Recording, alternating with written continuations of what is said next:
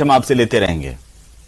तो चलिए आगे बढ़ेंगे। राजस्थान में चुनाव नजदीक है और कांग्रेस आरएसएस की सक्रियता बर्दाश्त नहीं कर पा रही। एक रिपोर्ट देखिए। राजस्थान में विधानसभा चुनाव का बिगुल बज चुका है।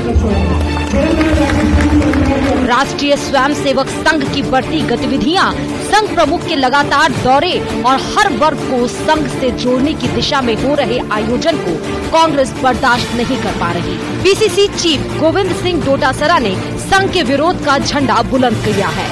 लगातार संघ पर डोटासरा हमला बोल रहे हैं और संघ और बीजेपी को रोकने के लिए कार्यकर्ताओं को हर तरह की कुर्बानी देने के लिए तैयार रहने को कह रहे हैं। जच्चे जी शहीद होने तैयार हूँ, लेकिन जब पार्टी इतनी बड़ी जिम्मेदारी दी है तो आने ठोकर जवाब दूंगा आरएसएस और बीजेपी। बेईमान लोग ही है, झूठा ही, निकरमा ही, और फिर भी आप को नहीं कह सका। क्यों नहीं कह सका बताओ? चुनाव में आरएसएस की पर्दे के पीछे की भूमिका से हर कोई वाकिफ है और यही कांग्रेस की सबसे बड़ी चिंता की वजह है। इसीलिए कांग्रेस आरएसएस और बीजेपी को ही एक संगठन बताकर लोगों में विरोध पैदा करना चाहती है। कांग्रेस के नेताओं की ओर से बीजेपी को संघ का मुखौटा करार देने की कोशिशें की जा रही। कांग्रेस प्रचारित कर रही है कि संघ ही असली बीजेपी है। डोटासरा तो यहाँ तक चेतावनी दे रहे हैं कि 2023 में राजस्थान और 2024 में केंद्र की सरकार में कांग्रेस की सरकार आने के बाद संघ के कार्यकर्ता ढूंढने से भी नहीं मिलेंगे। शर्म से डूब मर जाओ। अगर थाने कोई आके कि भाई ते चुनाव लड़िया मना शासन किया करो और 2023 और 24 के मायने कांग्रेस की सरकार राजस्थान में आओगी, फिर दिल्ली में आओगी, तो फिर आरएसएस ढूंढेड़ो भी लाद देगोगे। राष्ट्रीय स्वयंसेवक संघ को आड़े हाथ लेकर कांग्रेस पार्टी के नेता मतदाताओं को भ्रमित करना चाहते हैं और उनके बीच में एक नैरेटिव सेट करना चाहते हैं कि बीजेपी का उम्मीदवार चुनाव भले ही जीत जाता होगा, मगर सरकार आने के बाद में उसकी कुछ नहीं चलती, वो कठपुतली बनकर रह जाता है और सारा का सारा काम संघ के हाथों में चला जाता है। वहीं कांग्रेस के पास सेवा दल जैसा एक संगठन है, पर वो अब इतना मजबूत नहीं रहा कि उसकी पहुंच घर घर तक हो। इसलिए चुनावी साल में संघ की बढ़ती गतिविधियां कांग्रेस के लिए चिंता की वजह बनी हुई हैं। सीएम गहलोत से लेकर डोटासरा तक सब संघ को कई बार चुनाव लड़ने तक का न्योता दे चुके हैं, पर डोटासरा की आक्रामकता को बीजेपी भला कहां तक बर्दाश्त करेगी। लिहाजा उसके नेताओं ने भी डोटासरा को चेताया है कि अब संघ पर इस तरह की टीका टिप्पणियां बर्दाश्त नहीं की जाएंगी। अहंकार इनका चूर चूर होगा और कांग्रेस पार्टी के प्रदेश अध्यक्ष गोविंद सिंह डोटासरा जी को मेरी एक सलाह जरूर है कि आप सत्ता के मद में जिस अहंकार की भाषा बोलते हैं, आप विचारधारा के ऊपर टीका टिप्पणी करिए, हमें कोई आपत्ति नहीं है। नेताओं की कार्यशैली के ऊपर आप टीका टिप्पणी करें, कोई आपत्ति नहीं है। लेकिन मेरी आपसे गुजारिश है कि अगली बार अगर आपने संघ के ऊपर टीका टिप्पणी करने की कोशिश की तो भारतीय जनता पार्टी का कोई भी कार्यकर्ता उसको सहन नहीं करेगा। कांग्रेस के प्रदेश अध्यक्ष माननीय गोविंद सिंह डोटासरा जी, आपको राष्ट्रीय स्वयंसेवक संघ से बहुत चिढ़ है और इसलिए आप ये कहते रहते हैं कि इसको ठोक दूंगा, बिल में घुसा दूंगा। राष्ट्रीय स्वयंसेवक संघ एक राष्ट्रभक्तों का संगठन है, संस्कार देने वाला संगठन है और देश के लोगों का निर्माण करता है।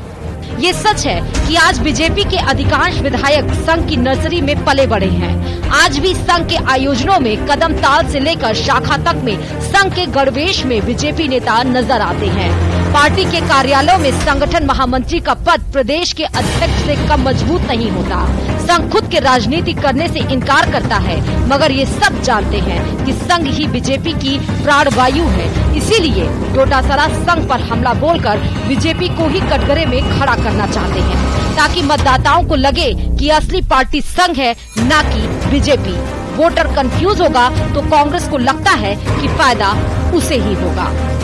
ये बात फैलाकर कांग्रेस के नेता मतदाताओं को भ्रमित कर अपनी रोटियां सेकना चाहते हैं, मगर ये बात भी सच है कि आरएसएस के मुकाबले कांग्रेस के पास में ऐसा कोई सांस्कृतिक संगठन नहीं है जो धरातल पर पार्टी को मजबूत करता दिखाई देता हो। शायद यही चीज कांग्रेस के नेताओं को संघ पर बार बार हमले बोलने के लिए प्रेरित कर रही है।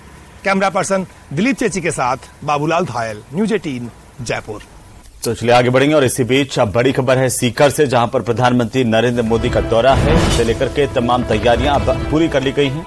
प्रधानमंत्री के दौरे की तैयारियों को अंतिम रूप दे दिया गया है और तैयारियों में भारतीय जनता पार्टी के नेता और प्रशासन जुटा हुआ है। मेडिकल कॉलेज के सामने विशाल पंडाल तैयार किया गया। इस पंडाल में किसान सम्मान निधि कार्यक्रम आयोजित होगा और किसान सम्मान निधि की 14वीं किस्त प्रधानमंत्री नरेंद्र मोदी यहां से जारी करेंगे। देश भर में विभिन्न विकास कार्यों का यहीं से लोकार्पण होगा। प्रधानमंत्री के दौरे को लेकर के कार्यकर्ता गांव-गांव जाकर के पीले चावल बांट रहे हैं। ज्यादा से ज्यादा लोगों के सीकर प्रधानमंत्री की सभा में पहुंचने का आह्वान कर रहे हैं। सीकर सांसद स्वामी सुमेधानंद सरस्वती भी लगातार जुटे हुए हैं। पिछले कई दिनों से वे खुद व्यवस्थाओं को देख रहे हैं। साथ ही केंद्रीय मंत्री कैलाश चौधरी यहां पर डेरा डाले हुए हैं। तो पूरी तरह से भारतीय जनता पार्टी इस दौरे को ऐतिहासिक बनाने की तैयारी में जुटी हुई है। सीकर सांसद की ओर से जितने भी कार्य यहां पर सीकर जिले में किए गए हैं, इस दौरान अपने कार्यकाल के दौरान उनकी जगह जगह होर्डिंग्स के जरिए जनता को बताने की कोशिश लगातार जारी है। और इसी बीच आपको बता दें कि अब तैयारियों को अंतिम रूप दिया जा रहा है। प्रधानमंत्री नरेंद्र मोदी का सीकर दौरा बीजेपी के लिहाज से काफी महत्वपूर्ण माना जा रहा है। तो वहीं लाल डायरी के मुद्दे को लेकर के गहलोत सरकार के बर्खास्त मंत्री राजेंद्र सिंह गुढ़ा ने सरकार के खिलाफ मोर्चा खोल दिया है। आज से उन्होंने अपने विधानसभा क्षेत्र झुंझुनू के उदयपुरवाटी विधानसभा के झड़ाया गांव से ऊंटगाड़ी के साथ नारी सम्मान यात्रा की शुरुआत कर दी है।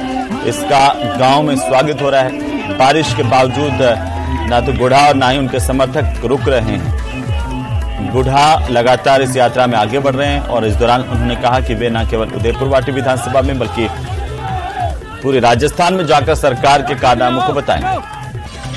इनके काले कारनामे उसके अंदर ही उन्होंने जो जितने भी लूट की है राजस्थान के अंदर, उसमें काफी चीज के गृह मंत्री मुख्यमंत्री है, वित्त मंत्री मुख्यमंत्री है, राजस्थान के मुख्यमंत्री है, पीसीसी अशोक गहलोत की कांग्रेस है।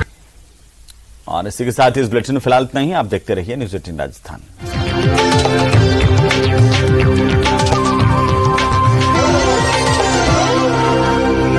Headlines presented by Pet Safa Ayurvedic चूर्ण।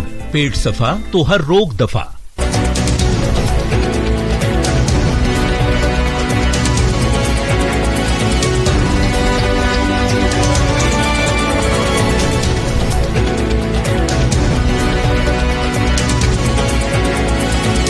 Headlines presented by Pet Safa Ayurvedic चूर्ण। पेट सफा तो हर रोग दफा। बी श्रेणी में पास की है। हुसैनाबाद नगर मोहल्ले के रहने वाले अनुराग श्रीवास्तव की बेटी वैष्णवी माउंट लिट्रा स्कूल की छात्रा है और अब तक वह करीब 1 दर्जन विश्व स्तरीय रिकॉर्ड बना चुकी हैं। वैष्णवी के पिता अनुराग के मुताबिक वैष्णवी ने जब बोलना शुरू किया तो उसकी बातें सुनकर पूरा परिवार दंग रह गया। वो अपने आसपास